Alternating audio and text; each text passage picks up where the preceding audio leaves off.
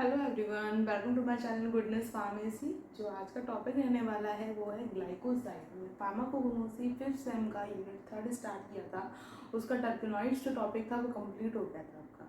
ठीक है, टर्पेनॉइड्स में आपने मेंथॉल, सिट्रल, आर्टिमिसिन तीनों ही कंप्लीट कर लिए थे। अगर आपने वीडियो लेक्चर नहीं देखा है तो मेरे चैनल पर जाकर आप उसको देख लीजिए। उसकी जो लिंक है मैंने डिस्क्रिप्शन बॉक्स में भी दी है, तभी आपको आगे फर्दर कंटिन्यू करिएगा। ठीक है, नेक्स्ट हम आते हैं ग्लाइकोसाइड्स पे। तो ग्लाइकोसाइड में हमारे दो फाइटो कॉन्स्टिट्यूएंट हैं, ग्लाइसरेटिनिक एसिड एंड ब्यूटेन। उससे पहले थोड़ा हम ग्लाइकोसाइड का बेसिक इंट्रोडक्शन दे देते हैं, जो आप पहले भी पढ़ चुके होंगे सेकेंड यूनिट में। ठीक है, तो यहाँ पे ज़रा डिटेल में नहीं जाएंगे हम ग्लाइकोसाइड का। तो ग्लाइकोसाइड आपको पता होगा ग्लाइकोसाइड्स क्या होते हैं। These are the secondary metabolites, hydrocarbons होते हैं जिनकी हम हाइड्रोलिसिस करेंगे। ठीक है, अगर हम ग्लाइकोसाइड की हाइड्रोलिसिस करेंगे तो यहाँ पे दो मॉलिक्यूल्स में ब्रेक हो जाता है, ग्लाइकोन मॉइटी एंड ए ग्लाइकोन मॉइटी। जो ग्लाइकोन मॉइटी होती है वो क्या होता है, शुगर मॉलिक्यूल होता है, और जो ए ग्लाइकोन मॉइटी होती है वो हमारी क्या होती है, नॉन शुगर मॉलिक्यूल होता है। ठीक है, और ये दोनों ही मॉइटी जो होती हैं आपस में किससे अटैच होती हैं, ग्लाइकोसाइडल लिंकेज से। ठीक है, एक ग्लाइकोन मॉइटी है, ग्लाइकोन मॉइटी दो मॉलिक्यूल मॉइटी से मिलकर बना होता है ग्लाइकोसाइड, और दोनों ही जो मॉइटीज होते हैं वो आपस में ग्लाइकोसाइडल लिंकेज से अटैच रहती है। ठीक है, तो ये तो इसका बेसिक इंट्रोडक्शन हुआ है। ग्लाइकोलिसिस, हाइड्रोलिसिस भी इजीली हो जाती है इसकी।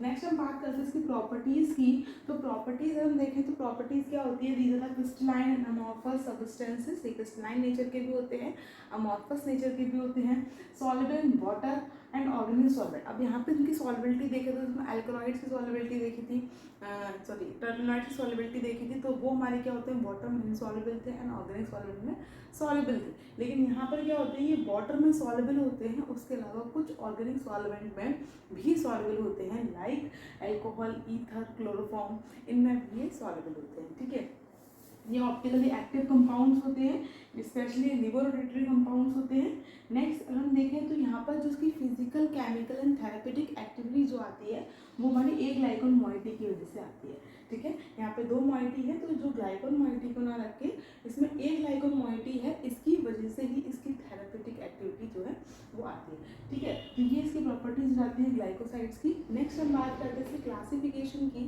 तो उसको डिफरेंट टाइप में बांटा गया है on the basis of chemical structure. A ग्लाइकोन moiety के केमिकल स्ट्रक्चर के बेसिस पे इसके कुछ टाइप्स दे रखे हैं। ठीक है, ऐसे ही अगर हम इसको ग्लाइकोसाइडिक लिंकेज के बेसिस पे करें तो इसके अलग अलग टाइप होते हैं। तो यहाँ पर ये देखें तो यहाँ पर क्लासिफिकेशन देखें तो यहाँ पर एंथ्राक्विनोन ग्लाइकोसाइड्स, ठीक है, जिसमें एंथ्राक्विनोन रिंग मिलती है, केमिकली अगर हम देख रहे हैं तो ये एंथ्राक्विनोन ग्लाइकोसाइड है।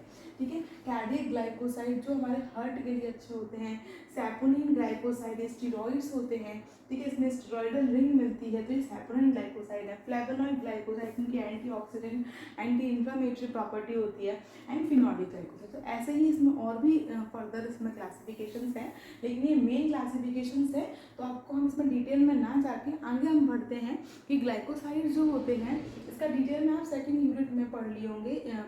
सेकेंड यूनिट में आपने इसको कवर करना है। ठीक है, तो यहाँ पर इसके दो इसमें फाइटो कॉन्स्टेंट जो आपको स्टडी करने हैं वो है ग्लिसराइटिनिक एसिड और ब्यूटेन। ठीक है, ये दोनों ही फाइटो कॉन्स्टेंट आपको स्टडी करना है। जैसे टर्पेनॉइड्स में सिट्रल, मेंथॉल एंड आर्टिमिसिन पढ़ा था, वैसे ही ग्लाइकोसाइड कैटेगरी के दो हमारे फाइटो कॉन्स्टेंट हैं, ग्लिसराइटिनिक एसिड एंड ब्यूटेन। नेक्स्ट हम बात करते हैं ग्लिसराइटिनिक एसिड की। तो ग्लिसराइटिनिक एसिड क्या होता है, ग्लिसराइटिनिक एसिड एक ऐसा फाइटो कॉन्स्टिट्यूएंट है जो ग्लाइकोसाइड का नेचर का होता है, और ये हमें किससे मिलता है, लिक्योरिस से। लिक्योरिस मुलेटी जिसे बोलते हैं। ठीक है, उसमें जो केमिकल मिलता है वो होता है ग्लिसराइटिनिक एसिड। अगर हम इसके सोर्स की बात करें तो ये is obtained from the roots. ये जो मिलता है वो किससे मिलता है, roots of glycyrrhetinic glycyrrhiza glabra. ठीक है, तो इसका जो मेन सोर्स है वो ग्लिसराइजा ग्लैब्रा के रूट्स, ठीक है, रूट्स होती है, सुखाकर उसका पाउडर फॉर्म में इसका एक्सट्रैक्शन किया जाता है। तो ग्लिसराइजा ग्लैब्रा के रूट्स होता है, इसका फैमिली होता है लेग्यूमिनेसी। ठीक है, और ये ट्राई टर्पेनॉइड सैपोनिन के कैटेगरी में आता है। इसमें बताया ग्लाइकोसाइड के डिफरेंट डिफरेंट क्लासिफिकेशंस हैं, तो ये सैपोनिन ग्लाइकोसाइड की कैटेगरी में आता है। ठीक है, नेक्स्ट हम बात करते हैं इसके आइसोलेशन की। तो ये इसका आइसोलेशन है। ठीक है, ये तो इसका इंट्रोडक्शन हो गया ग्लिसरैटिनिक एसिड का। नेक्स्ट इसको आइसोलेट कैसे करेंगे, जैसे मैंने बताया यूनिट 3 में आपको क्या है स्टडी करना है, isolation, identification and analysis of phytoconstituents. ठीक है, जो भी फाइटोकॉन्स्टिट्यूएंट है उसको आइसोलेट कैसे करना है, उसको आइडेंटिफाई करना है, एनालिसिस। ठीक है, तो फर्स्ट हम आते हैं इसके आइसोलेशन। तो सिंपल सा आइसोलेशन है इसका। सिंपल पहले रूट का पाउडर लेंगे, ठीक है, रूट पाउडर लेंगे एंड देन उसको बॉइलिंग वाटर के साथ में उसे बॉईल करेंगे। ठीक है, और उसका एक्सट्रैक्शन करेंगे। सिंपल जैसे एक्सट्रैक्शन, जैसे हम चाय बनाते हैं टी, तो उसमें क्या करते हैं हम वाटर में टी को डाल के उसे बॉईल करते हैं, उसका एक्सट्रैक्शन होता है। इसी तरह से हमने यहाँ पर रूट पाउडर को वाटर में डालकर उसको एक्सट्रैक्ट किया। ठीक है, अच्छे से बॉईल हो जाएगा, उसको फिल्टर कर लेंगे। जो फिल्ट्रेट आएगा उसे हम कंसनट्रेट करेंगे। जो फिल्ट्रेट आएगा वो हमारा क्या कहलाएगा, एक्सट्रैक्ट कहलाएगा। ठीक है, और फिर उसे हम कंसनट्रेट करेंगे। कंसनट्रेट मतलब उसको थोड़ा सेमी सॉलिड करेंगे, उसका सॉल्वेंट जितना भी होगा उसे एवापोरेट करेंगे। तो कंसनट्रेट कैसे करेंगे, हीट करके। ठीक है, उसको हीट करेंगे जाके उसका जितना भी सॉल्वेंट है सारा क्या हो जाएगा, एवापोरेट हो जाएगा और हमें सेमी सॉलिड को सब्सटेंस मिलेगा जिसे हम बोलेंगे एक्सट्रैक्ट। ठीक है, तो हमें क्या मिल जाएगा, यहाँ से एक्सट्रैक्ट मिल जाएगा। क्लियर। अब उसके बाद इस प्रोसेस को हम दोबारा रिपीट करेंगे with water, again extracted with water. इसी प्रोसेस को जो एक्सट्रैक्ट आया है उसमें हम दोबारा से वाटर ऐड करके उसे दोबारा से हीट करेंगे, दोबारा से उसका एक्सट्रैक्शन करेंगे। तो ये प्रोसेस हमारी 2 बार होगी। ठीक है, उसके बाद जो एक्सट्रैक्ट आएगा मतलब सेम यहाँ पर हमने वही चीज़ यहाँ पे फिल्टर कर लिया। ठीक है, और फिल्टर करने का उसको क्या कर लिया, कंसनट्रेट कर लिया। क्लियर है, तो वही ये चीज़ जो है स्टेप हमने 2 बार रिपीट किया है। फिल्टर कर लिया, देन फिल्ट्रेट को हमने करा, कंसनट्रेट करा, जो भी सॉल्वेंट है उसको एवापोरेट करके सेमी सॉलिड में एक्सट्रैक्ट मिल जाएगा। देन उसके बाद उसके पीएच को मेंटेन करने के लिए उसमें HCl ऐड करेंगे। ठीक है, और जैसे ही उसमें HCl ऐड करेंगे उसमें प्रेसिपिटेट बन जाएंगे। ठीक है, जो उसमें ग्लिसरैटिनिक एसिड है वो ऊपर की तरफ सॉलिडिफाई हो जाएगा। तो उस सॉलिड को हमें कैसे सेपरेट करेंगे, बाय फिल्ट्रेशन। ठीक है, हम फिल्टर कर लेंगे। फिल्टर करने के बाद रेजिड्यू आएगा हमारे पास, वो हमारा क्या होगा, ग्लिसरैटिनिक एसिड का होगा, जिसे हम ड्राई करके एज अ पाउडर की तरह उसको यूज़ करेंगे। ठीक है, तो ये सिंपल सा आइसोलेशन है। सिंपल क्या है, इसमें वाटर के साथ में हमने उसे 2 बार एक्सट्रैक्शन किया है, उसे बॉयल किया, बॉयल करने से फिल्टर करने से कंसनट्रेट किया, अगेन इस प्रोसेस को रिपीट किया एंड देन उसमें HCl ऐड किया, जिससे उसकी pH भी 3 to 3.4 मेंटेन हो जाएगी। एंड देन अपने आप HCl ऐड करने उसमें प्रेसिपिटेट बनने लगेंगे और वो प्रेसिपिटेट को हम फिल्टर करके उसको रेजिड्यू को हम ड्राई कर लेंगे और उसको यूज़ करेंगे। ठीक है, तो ये आपका हो गया आइसोलेशन कंप्लीट। नेक्स्ट हम बात करते हैं आइडेंटिफिकेशन टेस्ट की। ठीक है, तो आइडेंटिफिकेशन टेस्ट के 2 मेथड से यहाँ पे किया जाता है। फर्स्ट हो गया हमारा लिबरमैन टेस्ट एंड सेकंड हो गया लिबरमैन-बर्चर टेस्ट। तो लिबरमैन टेस्ट की बात करें, लिबरमैन टेस्ट है तो इसमें क्या किया है, हमने 3 ml एक्सट्रैक्ट लिया है। जो भी हमारा पाउडर, जो भी हमारा एक्सट्रैक्ट आया भी आइसोलेशन से, तो उसका 3 ml लिया, तो सॉल्यूशन फॉर्म में, सॉलिड फॉर्म में था तो उसको सॉल्यूशन बना के डाइल्यूट करके 3 ml लिया है and then 3 ml acetic anhydride उसमें ऐड करेंगे, देन उसको हीट करेंगे और ठंडा करेंगे। ठीक है, उसके बाद में फ्यू ड्रॉप्स में सल्फ्यूरिक एसिड के डालेंगे, कंसनट्रेटेड सल्फ्यूरिक एसिड की, तो हमें ब्लू कलर आता है। तो ये इंडिकेट करता है the presence of triterpenoid saponin glycosides. ठीक है, क्योंकि इसमें सैपोनिन ग्लाइकोसाइड्स होते हैं तो ये इसका इंडिकेशन है ब्लू कलर। ठीक है, तो ये हमारा हो गया लिबरमैन टेस्ट। सेकंड आता है लिबरमैन-बर्चर टेस्ट। इसमें क्या करना है, सेम इंग्रेडिएंट्स हैं, बस एक इसमें एक दो एक्स्ट्रा है। 3 ml extract, 2 ml of chloroform and 1 ml of acetic anhydride and 1 drop of H2SO। जो यहाँ पे हमने 2 ड्रॉप्स डाली थी, H2 ये सेम रहेगा, इसमें एसिटिक एनहाइड्राइड भी सेम रहेगा, बस इसमें क्लोरोफॉर्म जो होगा वो डिफरेंट है। ठीक है, तो क्लोरोफॉर्म ऐड कर दिया है, तो एक सेम यही प्रोसीजर है, बस इसमें क्लोरोफॉर्म ऐड कर दिया है। सबको इसमें एक साथ मिला देना है, इसमें हीटिंग नहीं करनी है और इसमें blue green to red orange colour आता है, तो ये हमारा टर्पेनॉइड का प्रेजेंस बताता है। ठीक है, तो ये हमारा लिबरमैन-बर्चर टेस्ट है, ये हमारा लिबरमैन टेस्ट है। ठीक है, तो ये आपका कंप्लीट हो गया यहाँ पे आइडेंटिफिकेशन टेस्ट। नेक्स्ट हम आते हैं इसकी एनालिसिस पे। ठीक है, एनालिसिस जो हम यहाँ पर TLC के थ्रू कर रहे हैं। ठीक है, TLC के थ्रू करेंगे तो यहाँ पर हम सेम प्रोसीजर मैंने आपको बता दिया है। ठीक है, जो हमारी फर्स्ट वीडियो थी मेंथोल वाली वीडियो, वहाँ पर मैंने पूरा डिस्क्राइब किया है कि प्रोसीजर क्या है, TLC कैसे परफॉर्म की जाती है।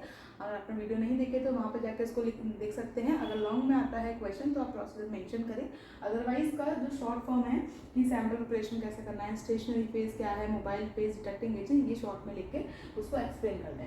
ठीक है, तो सैंपल हम कैसे प्रिपेयर करेंगे, तो 1 mg हमने अपना ग्लिसरैटिनिक एसिड लेना है, किसमें, मेथनॉल और क्लोरोफॉर्म का 1/1 का हम सॉल्यूशन बनाएंगे पहले। जैसे मान लीजिए 1/1 रेशियो मतलब 50 ml मेथनॉल और 50 ml क्लोरोफॉर्म। ठीक है। तो 1/1 इक्वली अमाउंट में दोनों को हम ऐड कर लेंगे और फिर उसका 1 ml हम लेंगे 1 mg में, तो हमारा क्या बन जाएगा, सैंपल प्रिपेयर हो जाएगा। ठीक है, तो इस तरह से हमें सैंपल प्रिपेयर करना है। देन उसका जो यहाँ पर स्टेशनरी फेज लिख सकते हो, स्टेशनरी फेज हमारी क्या होगी, सिलिका जेल जी। ठीक है, जो सब में सेम ही रहेगी। मोबाइल फेज क्या रहेगा, टॉलिन, इथाइल एसीटेट और ग्लेशियर एसिटिक एसिड। ठीक है, यहाँ पर हमारे इंग्रेडिएंट्स हैं, इनको हमें रेशियो में लेना है 12.5, टॉलिन 12.5, ethyl acid 7.5 and glacier acetic acid 0.5। ठीक है, तीनों को इसे इतना मेजर करके तीनों को मिक्स कर देंगे तो हमारा मोबाइल फेज जो है वो रेडी हो जाएगा। ठीक है, देन हमने टीएलसी परफॉर्म करी। ठीक है, टीएलसी परफॉर्म करने के बाद में जो टीएलसी प्लेट निकालेंगे उस पर हमें स्पॉट विजिबल नहीं होंगे, तो उसको विजुलाइज करने के लिए हम डिटेक्टिंग एजेंट यूज़ करेंगे। तो यहाँ पर डिटेक्टिंग एजेंट होता है 1% वैनिलीन हाइड्रोक्लोराइड, उसका हम स्प्रे करेंगे उसके ऊपर। ठीक है, 1% वैनिलीन हाइड्रोक्लोराइड का प्लेट के ऊपर में स्प्रे करेंगे और फिर उस प्लेट को हम अवन में रखेंगे 80 डिग्री सेल्सियस पे, ताकि थोड़ा सा वो ड्राई हो जाए, जिससे हमारे क्या होंगे, स्पॉट विजुअलाइज हो जाएंगे। और जो स्पॉट होंगे हमारे पर्पलिश कलर के स्पॉट दिखाई देंगे और इसकी आरएफ वैल्यू हम कैलकुलेट करेंगे with the help of formula. ठीक है, और उसकी आरएफ वैल्यू हमारी स्टैंडर्ड वैल्यू है 0.41, इसके है अप्रॉक्स इसकी वैल्यू आनी चाहिए। ठीक है, तो इस तरीके से हम एनालिसिस हो जाएगी हमारी टीएलसी की, इस तरह से हम टीएलसी परफॉर्म करते हैं। नेक्स्ट आता है इसकी यूटिलाइजेशन पे, इसका यूज़ कहाँ होता है हमारा। इसका यूज़ जो है मेन 3 डिसीज़ में आता है। एक होता है Edison disease, rheumatoid arthritis and inflammation. Basically हमारी बॉडी की इन्फ्लेमेशन को कम करता है, इसलिए इसे आर्थराइटिस में भी यूज़ करते हैं। एंड एडिसन डिसीज़ क्या होती है, जो हमारी एड्रिनल ग्लैंड होती हैं, एड्रिनल ग्लैंड किडनी के ऊपर जो हमारी एड्रिनल ग्लैंड है, जब उनका काम जो है प्रॉपरली वर्क ना करें, जो प्रॉपरली जो हार्मोन सिक्रेट करते हैं, स्टेरॉइड्स, कॉर्टिकोस्टेरॉइड्स, एल्डोस्टेरॉन, जितने भी हार्मोन सिक्रेट करती है एड्रिनल ग्लैंड, तो वो हार्मोन सिक्रेट नहीं कर पा रही है या फॉर्मेशन नहीं हो पा रहा है, तो वहाँ पर एड्रिनल ग्लैंड जो हुई है वो हमारी प्रॉपर वर्क नहीं कर रही, तो उस कंडीशन को बोल रहे हैं एडिसन डिसीज, जिससे हमारी बॉडी में बहुत सारी प्रॉब्लम्स होने लगती हैं। जो भी हार्मोन का रोल रहता है, वीकनेस, फैटीग वगैरह, और जितने भी इससे जो रोल प्ले करते हैं, तो उससे दिक्कतें आने लगती हैं। ठीक है, तो ये हमारी एडिसन डिसीज़ है। तो बेसिकली इनका 3 जो डिसीज़ हैं उसमें इसको मेन यूज़ किया जाता है ग्लिसराइटिनिक एसिड को। ठीक है, तो ये आपका कंप्लीट हो गया ग्लिसराइटिनिक एसिड। उसका हमने पढ़ा बेसिक इंट्रोडक्शन, उसका आइसोलेशन, आइडेंटिफिकेशन एंड एनालिसिस। ठीक है, आई होप आपको समझ में आया होगा। और आपको वीडियो अच्छी लगे तो वीडियो को लाइक करना है, मेरे चैनल को सब्सक्राइब करना। मिलते हैं नेक्स्ट लेक्चर में नई वीडियो के साथ में। Thank you so much.